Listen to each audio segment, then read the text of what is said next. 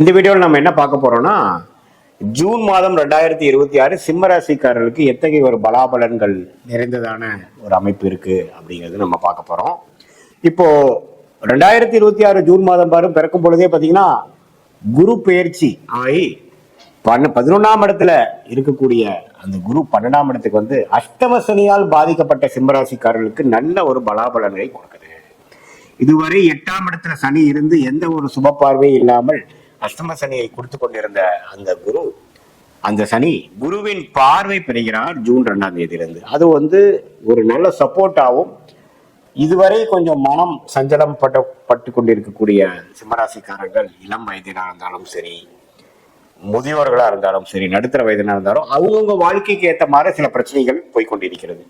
So அது எப்படி வந்து நம்மளுடைய இந்த குரு பயிற்சினால நல்ல ஒரு அமைப்பு வருதுங்கிறது தான் நம்ம தெரிஞ்சுக்கணும். ஏன்னா அந்த 8ஆம் இடத்துல இருக்கக்கூடிய சனி கொஞ்சம் குருவின் பார்வை பெற்று அவங்கவுங்களுக்கு வரக்கூடிய அமைப்புகள்லாம் சரியாகிற மாற, கொஞ்சம் தன்மை குறையிற மாற, வக்கரங்கள் குறையிற மாற, இன்டென்சிட்டி குறையிற மாதிரி அமைப்பை கொடுக்குது. அது நல்ல ஒரு அமைப்பு. நம்ம வந்து இந்த வீடியோல சயின்டிபிக் வேதிக் அஸ்ட்ராலஜி முறையில எதையும் மிகைப்படுத்தாமல் பரிகாரங்கள் அது மாதிரி விஷயத்துக்குள் போடாமல் உள்ளவாறு பார்க்க போறோம். அந்த அடிப்படையில் இந்த குரு பயிற்சி வந்து எந்த விதத்திலையும் பாத்தீங்கன்னா ஒரு தவறான அமைப்பு இல்லை. என்னன்னா 12ஆம் வீட்டுக்கு போயிட்டாருன்னு நினைக்க வேண்டாம். 12ஆம் வீட்டுக்கு போனாலும் 6ஆம் வீட்டுக்கு பாக்குறாரு, 8ஆம் வீட்டை பாக்குறாரு, 4ஆம் வீட்டை பாக்குறாரு. ஸோ கடன் மூலமாக சில அதர் மியூச்சுவல் ஃபண்ட் மூலமாக சில பிரச்சனைகளை நம்ம சால்வ் பண்ணிக்கலாம். கழுத்துல கத்தி மாதிரி இருக்கக்கூடிய சில பிரச்சனைகளை சால்வ் பண்ணக்கூடிய அமைப்புகள் இருக்கு. வம்பு வழக்குகள் கொஞ்சம் குறையும், மன சஞ்சலங்கள் கொஞ்சம் கட்டுப்பாட்டுக்குள்ள வரும்.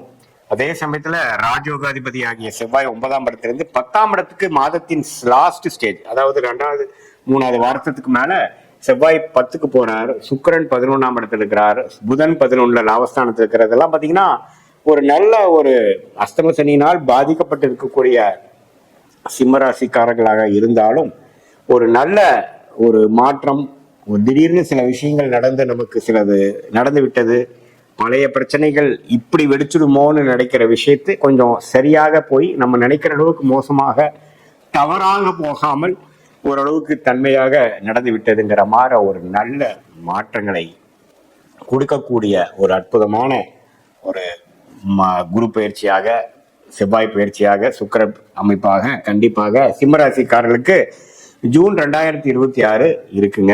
மாணவர்களுக்கு பார்த்தீங்கன்னா நல்லா படிக்கக்கூடிய அமைப்பு, படிக்கிற மூலமாக அவங்களுடைய காம்படிட்டிவ் எக்ஸாம்ஸ் கிளியர் பண்ணக்கூடிய அமைப்புகள், அவங்களுடைய என்னதான் அஷ்டம சனி நடந்திருந்தாலும் ஒரு இடம் மாற்றத்தை கொடுத்து அந்த டிஸ்கம்ஃபோர்ட் கொடுத்தும் சில பெனிஃபிட் கொடுக்கக்கூடிய மாதிரி அமைப்பு, காம்படிட்டிவ் எக்ஸாம்ஸாக இருக்கட்டும், மீடியா துறையில் இருக்கிறவங்களா இருக்கட்டும், எல்லாத்துலேயுமே கொஞ்சம் வெற்றி கிடைக்கிற மாதிரி அமைப்புகளை கொடுக்குதுங்க.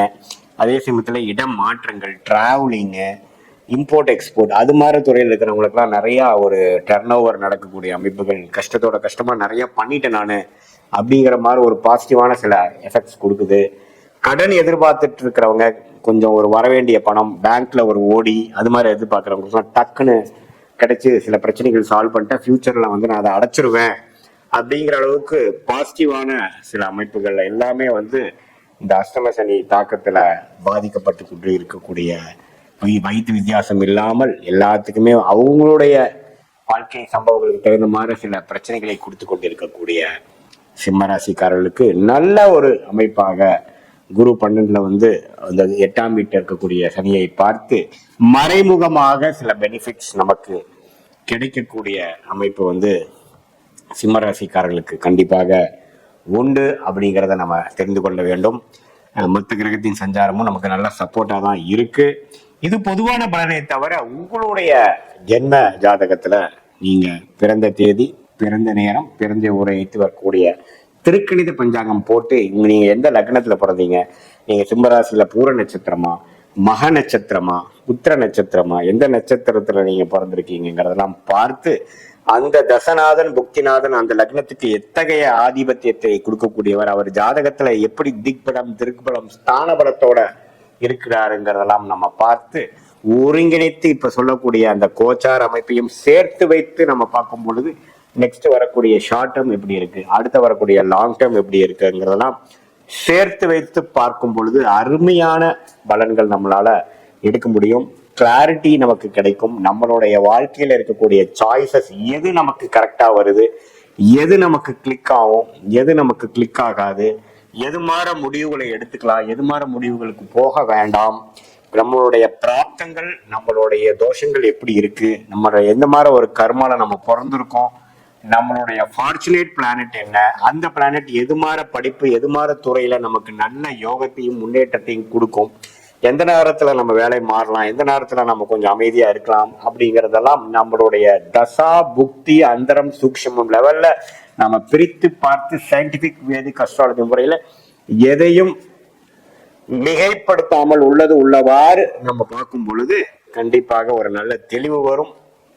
அது மூலமாக வாழ்க்கையை நீங்க திட்டமிட்டு எதிர்நீச்சல் போடாமல் தேவையற்ற சமய விரயங்கள் பொருள் விரயங்கள் பண்ணாமல் நம்மளுடைய பிராப்தத்துக்கு நிகரான செயல் திட்டங்களை செய்து அதுக்கு தகுந்த மாதிரி நேரங்க சமயங்கள்ல நம்ம செய்யும் பொழுது நல்லாவே வாழ்க்கையில நம்மளுடைய சாய்ஸஸ் என்ன, நம்ம எது மாதிரி விஷயங்கள் நம்ம ட்ரை பண்றோம், அந்த விஷயங்கள் நமக்கு நல்லபடியாக கர்மால காத்து கொண்டிருக்கிறதா, நமக்கு அது நல்ல விஷயமாக முடியறமான அமைப்பு இருக்கா, எந்த நேரத்தில் நம்ம செய்யலாம், எது நமக்கு உகந்ததுங்கிறதுல நம்ம பார்க்கும் பொழுது நம்மளுடைய பாஸ்ட் லைஃப் எப்படி போனதையும் நம்ம ஒரு சிங்க்கு எடுத்து அது பிரகாரம் ப்ரெசென்ட்ல இப்ப எந்த மாதிரி சர்க்கம்ஸ்டன்ஸ்ல இருக்குங்கிறதையும் எடுத்து ஃபியூச்சர்ல எந்த மாதிரி விஷயங்கள் நம்ம காட்டுறது, எதை நம்ம குழப்பிக்க வேண்டாம், எது எப்போ நடக்கும் அப்படிங்கறது தெரிஞ்சுக்கிட்டோம்னா எப்படி நம்ம ஒரு இடத்துக்கு போகும்பொழுது நம்மளோட கூகுள் மேப்ல பார்த்து நம்மளுடைய லொகேஷன் என்ன, நம்மளோட ரூட் என்ன, எவ்வளவு கிலோமீட்டர்ஸ் இருக்கு, டிராஃபிக் எப்படி இருக்குதுங்கிற மாதிரி எல்லா டீட்டெயில்ஸும் பார்த்து போகும்பொழுது நம்ம ஒண்ணுமே கிளாரிட்டியோட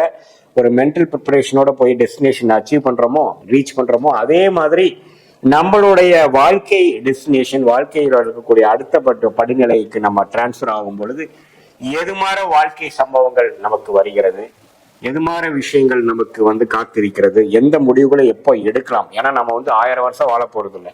ஒரு தவறான முடிவுகளும் காஸ்ட்லியா தான் இந்த வாரம் இருக்க போகுது. இப்ப இருக்கக்கூடிய பொருளாதார நிலைமையிலையும் இருக்கக்கூடிய பல சிக்கல்கள்லையும் ஒரு முடிவுகளும் கரெக்டா எடுத்தாதான் வாழ்க்கையில பின்விளைவுகள் இல்லாமல் ஸ்மூதா போகக்கூடிய அமைப்புகள் இருக்கிறதுனால இந்த பரிகாரங்கள் மூட நம்பிக்கைகள் அது இதுன்னு சொல்லாம உள்ளது உள்ளவாறு ஒரு கிரகம் இப்படி இருக்கும் பொழுது நம்மளுடைய பாஸ்ட் லைஃப் எப்படி அமைஞ்சது, எந்த நேரத்துல நல்லா இருந்தோம், எந்த நேரத்துல நம்ம டெவலப் ஆகி வந்தோம், அதே மாதிரி இப்ப ஃபியூச்சர்லயே இந்த தசையில எப்படி காட்டுது அப்படிங்கிறத உங்களுக்கே ஒரு மிரர் மாற ஒரு கண்ணாடி போல உங்க வாழ்க்கையை நீங்களே பார்த்து அதுக்கு தகுந்த மாதிரி ஒரு கன்ஃபியூஷன் எல்லாம் குறைச்சு கிளாரிட்டி எடுத்து நீங்கள் செயல்படும் பொழுது நீங்களும் குழம்பி அடுத்தவங்களையும் குழப்பாம ஒரு தெளிவான வாழ்க்கையை உங்களாலையும் வாழ முடியும். சயின்டிபிக் வேதிக் அஸ்ட்ராலஜி மூலமாக நீங்கள் வாழ்க்கையில் மேம்படலாம் என்பதை சொல்ல விரும்புகிறேன். மீண்டும் மற்றொரு காணொலியில் சந்திப்போம்.